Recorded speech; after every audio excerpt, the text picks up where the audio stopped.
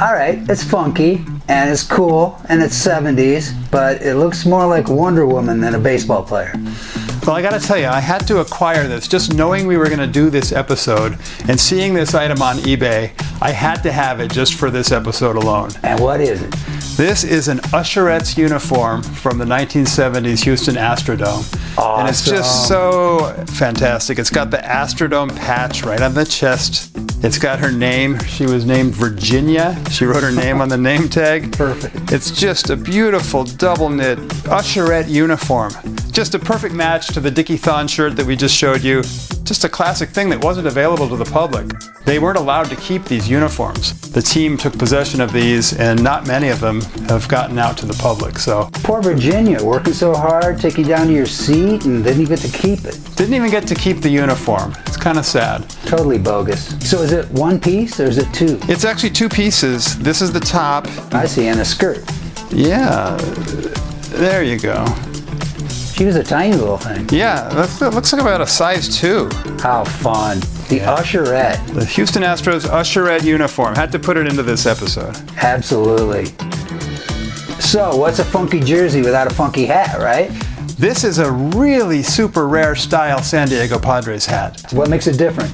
Well, at first glance it might look like the typical Padre cap of the era, but the typical hat had a yellow triangle that emanated from the button straight down. And it just came straight down like that. This style that starts below the button and comes way back around to the back on both sides. Slick.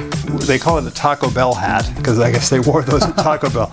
Yeah, it's just a really unique style that they actually wore very briefly. I think they only probably wore it for a few games, and you never see this style. I was lucky to find it at the National Convention 4 years ago. Really? You've never seen another one? I have never seen another one, and you barely even see them pictured. Even if you were to look at pictures of the Padres back in the day, you just don't see it. But there is a Don Zimmer card which shows him wearing this hat. Love it. And I do know from seeing Don Zimmer wearing this hat that they used it in conjunction with that all gold uniform that they had. Gold top, gold pants, and this style hat. And somebody thought that looked good. I think it looks good.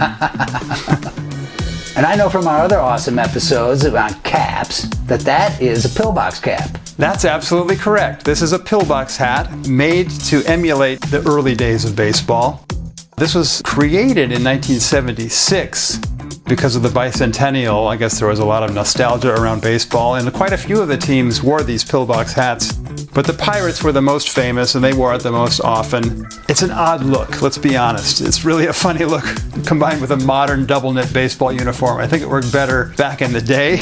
But here it is. This is Bob Tolan's hat, by the way. Bobby Tolan, wasn't he a Red? He was a Red in the late 60s. I think they gave up on him a little too soon and traded him. But I always had a very fond spot for Bobby Tolan. Me too. And in 1977, he played with the Pittsburgh Pirates just that 1 year, and this was his hat from that year. And he has signed it on the brim, Bobby Tolan, 1977. Fun fact, Bobby Tolan's son played in my Little League. Oh, did he really? Yeah, Cincinnati, Ohio. Oh, that's cool. And Bobby Tolan, for those who are too young to remember, had the most unique stance in baseball. He would start out with the bat. He was a lefty. He'd have the bat way up here, and he'd kind of wave it really high. And then just when the pitcher went into his motion, he would lower it and yank one. I used to emulate it all the time, playing wiffle ball.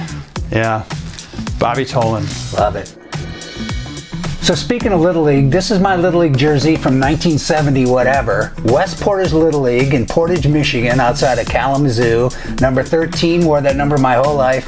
And it's funky, right? It's funky, it's 70s, it's polyester. But what's really great about it is the fear we struck into the hearts of our opponents, being the Plastic Engineers.